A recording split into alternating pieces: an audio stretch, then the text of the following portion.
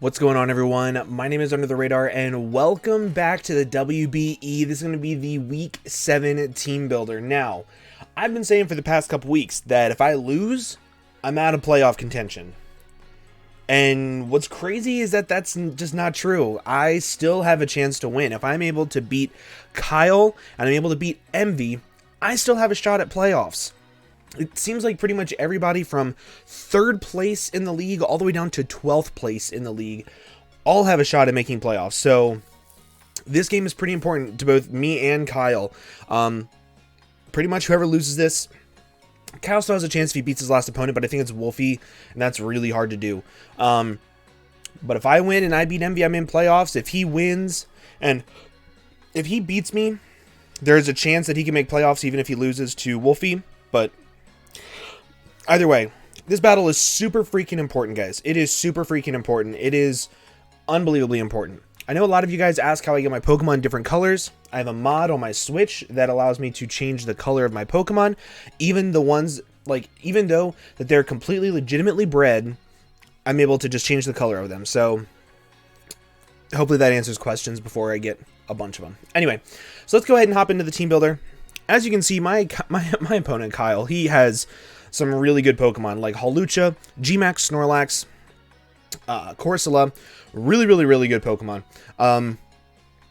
Flygon is even pretty good. Scorch, I think, has a really good matchup versus me as well. So this game is going to be very difficult. However, one of my Pokemon that is a phenomenal matchup is this Obstagoon set. You can see the EVs. You can see that I'm leftovers. I'm Guts this week in case he wants to try to burn me with Will-O-Wisp on his Corsola, and if I burn myself to Flame Body from Scorch, I wanted to make sure that I had Guts. And I'm going to be running a bulk up 3 attack set with leftovers. The attack investment guaranteed 2 shots at +1. 2 shots, I believe. I'm almost 100% positive that a guaranteed 2 shots max Fizz-Def Alchemy. And then I'm pretty sure that I guaranteed at +2 also take a close combat from Hawlucha that is non-boosted with my bulk investment. So if I can get up to +2 and I can start to do some damage, there's a good chance that this thing will be able to blow through his team. Now, of course, Hawlucha is a pretty big threat to me in general. Hawlucha is just... it's difficult for my team to switch into. I have a difficult time switching into fighting types in general because my main wall core of Steelix plus Lapras is weak to fighting. But luckily I do have a quad resist in Sigilyph now. But this Pokemon, I'm going to try to use it to set up on the Drapion. I'm going to use it to set up on the Lapras, on even the Snorlax. To an extent, I can set up on because I can knock off its berry. I can't Gmax replenish its berry. I can bulk up. I can knock off. As long as I just don't let myself get hit by a random body press from something, I should be fine. I'm going to look up what all gets body press after this. But I know Lapras does. I think Snorlax does. But aside from that, I think I'm safe. So I'm just going to set up as much as I possibly can. Try to break through his team a little bit. Next up, we have my safety net versus... let me put... that EV. Yeah, there we go. We have my safety net versus Hawlucha, Focus Sash Sigilyph with Magic Guard. This is intended just to be that safety net that I need. It's intended to, once he sets up with his Hawlucha enough, I can just bring this in, live any hit, go for Psychic, and I'll be fine. Now, I also have Thief on here. What Thief allows me to do is, if, let's say he doesn't bring Hawlucha for whatever reason, what Thief allows me to do is it allows me to tank any hit from Snorlax, steal his Ayapapa berry or his Figgy berry or whatever berry he has, and not allow him to Gmax replenish his berry back. So very good little tech move there. I really only need Psychic. I could have ran something like Dark Pulse for the Indeedee, but realistically I have good switch-ins for the Indeedee, so I'm not too worried about it. And Ice Beam is there just for Flygon, and then Ancient Power is there just for his Scorch. So pretty much everything that can have a 4x weakness move or Hawlucha, I have something for it, which is really nice. And hopefully this can be that safety net that I need it to. Next up, we have my Lapras. Now, Lapras this week is kind of sort of just like there.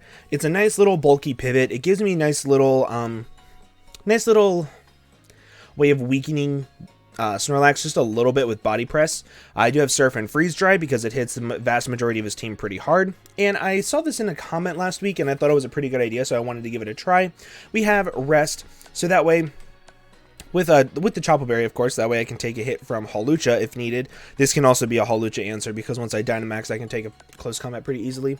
But realistically, if I Dynamax, I go for Freeze Dry, get up the Veil. I can then go for Surf, and then once I go for Surf, I can actually rest up afterwards and then get to full health. Hydration will activate, and it'll heal me back up to full. So I think that Rest is actually a pretty good idea, plus Hydration. I don't really need Water Absorb this week because his water type is a Lapras, and I don't think Lapras has a good idea versus me, or a good matchup versus me. So next up, we have Sirfetchd. Sirfetchd is going to just be like a really hard-hitting boy. Choice banded this week, Adamant. I have Close Combat, First Impression, Knockoff, and Poison Jab. Now, First Impression is there pretty much just for Flygon because it's levitating. Even if Psychic Terrain is up, I can click First Impression versus it, and that's really cool. Everything else gets absolutely destroyed by Close Combat. Literally everything. I have Poison Jab for Alchemy because that's the only thing that can tank 2 of them. Even then, has to be fully Fizzed F to take 2 of them. Very, very, very solid Pokemon. Nice little safety check to Snorlax.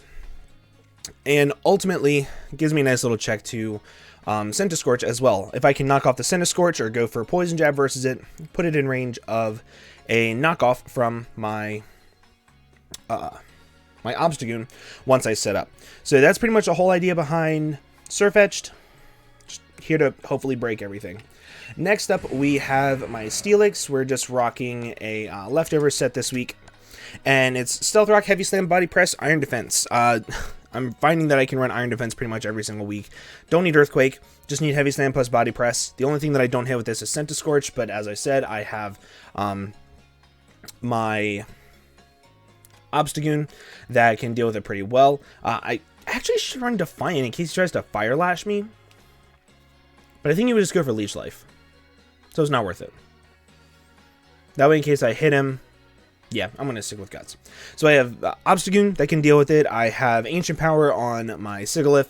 I have Surf, and then my Sirfetchd deals with it pretty well too. So I don't really need this to be able to hit Centiskorch. I don't think, even if I do, +2 Body Press does a lot of damage to it. So still very good Pokemon. It pretty much walls everything. It gives me a really nice switch into to Snorlax. The only thing is I can't set up Iron Defenses in front of it if he's Curse, because he'll be able to just Darkest Lariat me and blow me back. But I can still do a lot of damage to him with like a +2 Body Press, which is nice. And then, yeah, Stealth Rocks are pretty good versus my opponent too. So, very standard, very simple. Next up, we have Sylveon. This is also just a leftover set. Don't really feel like I need to show that. Wish, Protect, Hyper Voice, Baton Pass. He does not have a good Hyper Voice switch-in. His only Hyper Voice switch-in is Centiskorch, and Centiskorch does not want to get worn down continuously by Hyper Voices, and I can just Wish, Protect up on it. Eventually, until I'm able to go into something like my Lapras, and then Dynamax up. Or if I'm Defiant on my Obstagoon, I can switch into that. So it's just a very useful Pokemon because it takes a lot of hits. This is also a really good Flygon check. It's a really good Hawlucha check. Ultimately, just his big 6 good checks to him. He's also been bringing Drapion a lot. So if he brings Toxic Spikes versus me, I will allow it because I have a Gutsmon, something that's immune to it, Rest, Hydration, and then another thing that's immune to it in Steelix. So only 2 Pokemon will really get affected by Toxic Spikes, which is kind of nice. So that is going to be the team that I'm going to be bringing versus KyleAye and the Miami Donphans. If you guys did enjoy, please make sure to leave a like down below for me. Also, you check out KyleAye. His links will be down in the description below. Known him for years. Really good buddy of mine. Super excited for this game because usually we play meme games, and we haven't played a serious game in a long-ass time. So with that, guys, I'm going to go ahead and get on out of here. Thank you all so much for watching, and remember, don't do anything I wouldn't do. Bye-bye.